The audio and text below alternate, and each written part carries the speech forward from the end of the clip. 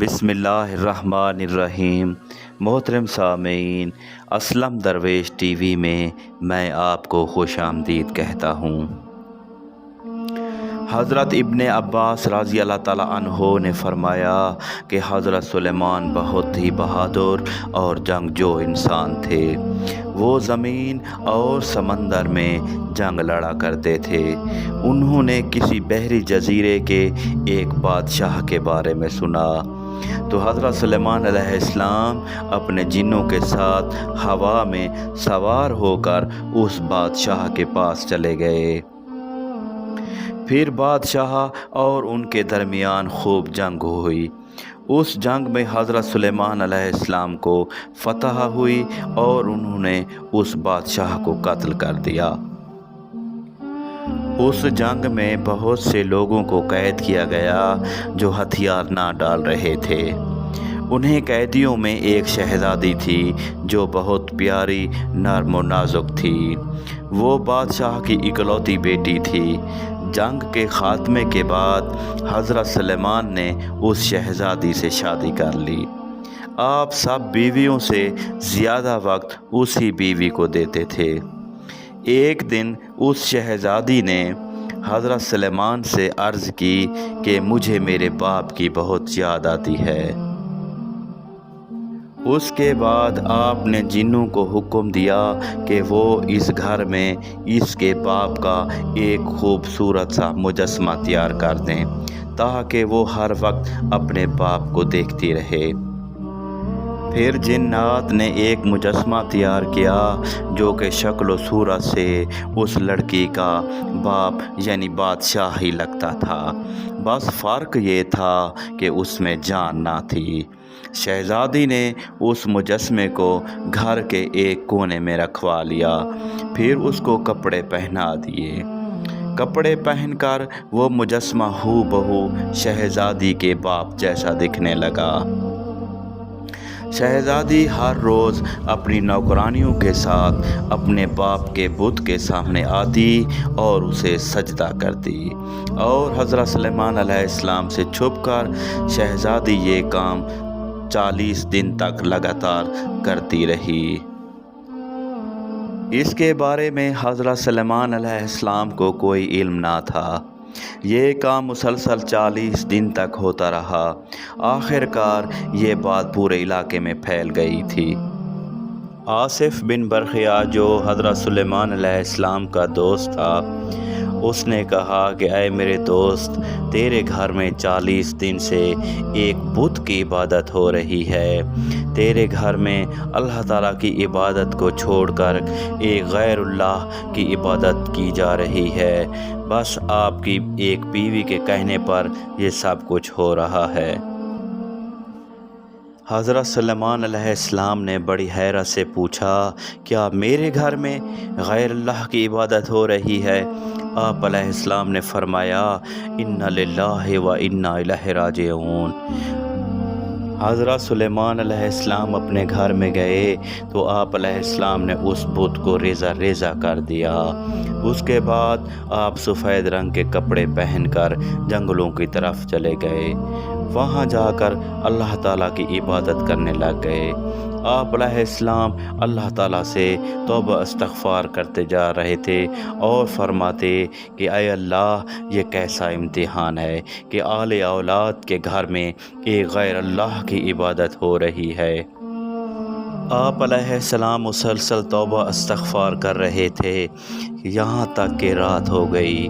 آپ علیہ السلام اپنے گھر کی طرف آ گئے۔ جب گھر میں داخل ہوئے تو آپ علیہ السلام کی ایک خاتمہ تھی۔ آپ علیہ السلام کا معمول تھا کہ جب بھی آپ بیت الخلاء میں جاتے یا پھر اپنی بیوی کے پاس ہم بستری کرنے کے لیے جاتے تو آپ اپنی انگوٹھی اس باندی کو دے کر جاتے تھے۔ آپ علیہ السلام کی عادت تھی کہ آپ اس انگوٹھی کو بس پاک حالت میں ہی پہنتے تھے۔ اللہ تعالیٰ نے اس انگوٹھی میں ہی آپ علیہ السلام کی سلطنت کا راز پوشیدہ رکھا ہوا تھا۔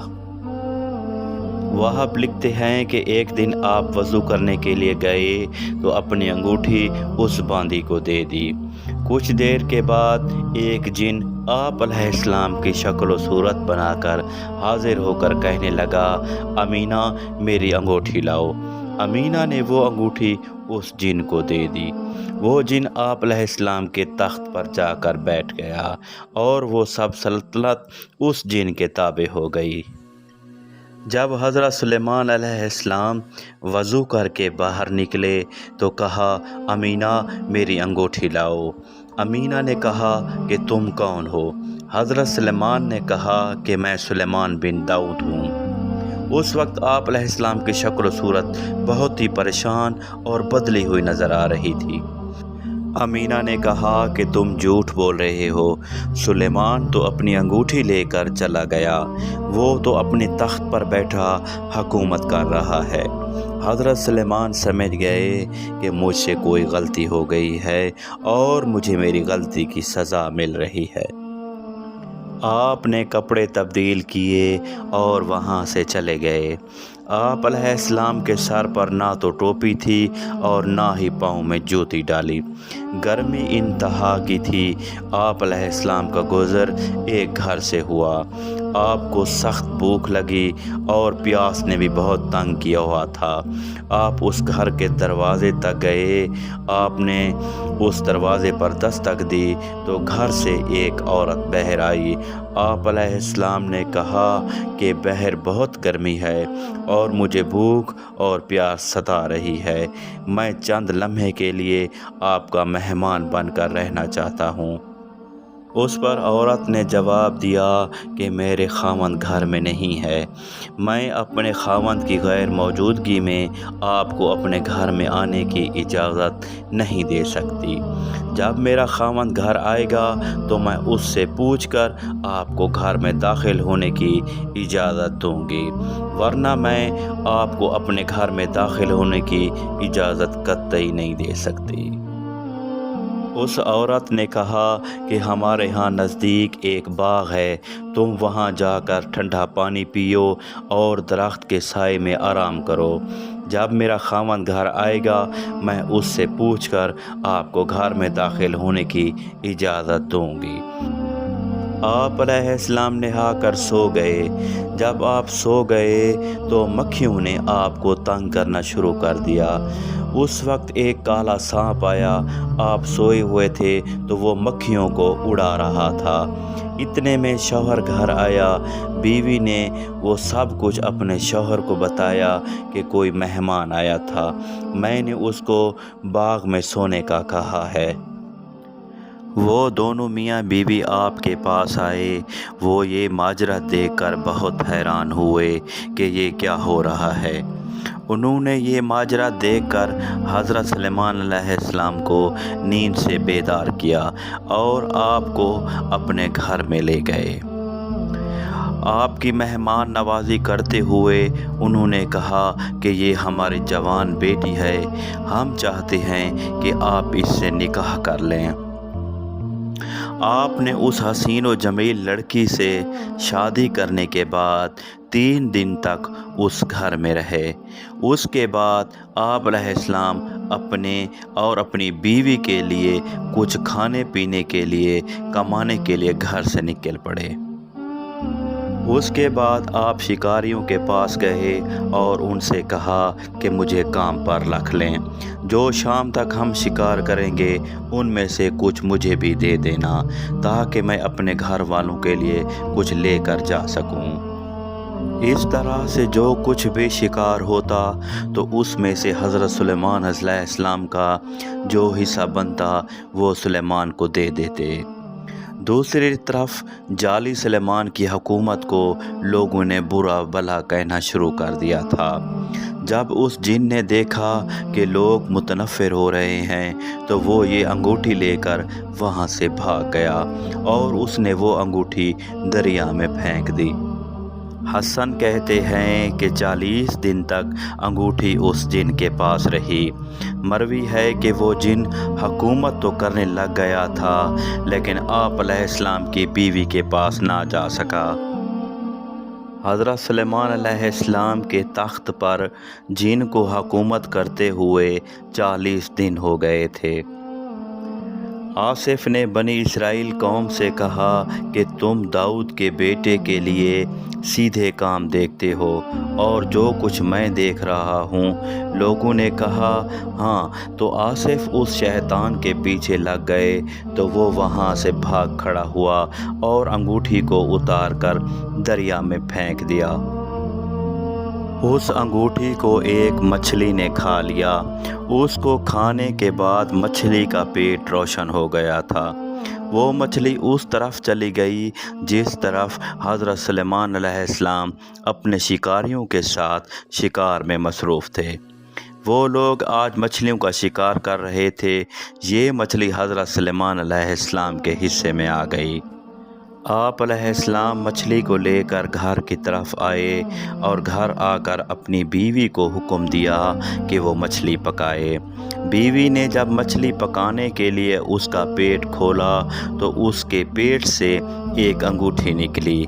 उस अंगूठी की चमक से सारे घर में नूर ही नूर फैल गया। हज़रत सुलेमान अलैहिस्सलाम ने जब वो अंगूठी देखी तो आप अलैहिस्सलाम ने उसको पहना और अल्लाह के हजूर सजदा रेज़ हो गए। आप अलैहिस्सलाम ने अर्ज़ की, ऐ अल्लाह ताला, ऐ मेरे खालिक व मालिक, तू सब को पालने वाला है, तू सब को इज़्ज़त और ज़िल्लत अता करने वाला है। तेरे हुक्म के बग़ैर कोई भी हरकत नहीं कर सकता। तू बादशाह को फ़कीर और फ़कीर को बादशाह बना देता है। ये सब तेरी ही कुदरत है। आप अलैहिस्सलाम ने दुआ की, ऐ अल्लाह ताला, तूने आले दाऊद को दोबारा से अपना इज़्ज़त व वक़ार अता कर दिया है।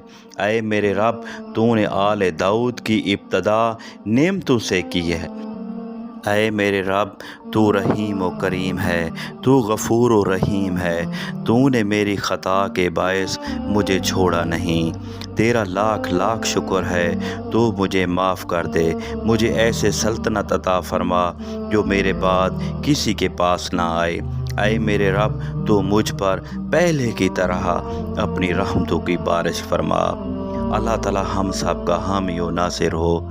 वीडियो अगर पसंद आए तो असलम दरवेश टीवी को लाइक करें, सब्सक्राइब करें और अपने दोस्त अहबाब में शेयर करें। अल्लाह हाफ़िज़। अल्लाह निगहबान।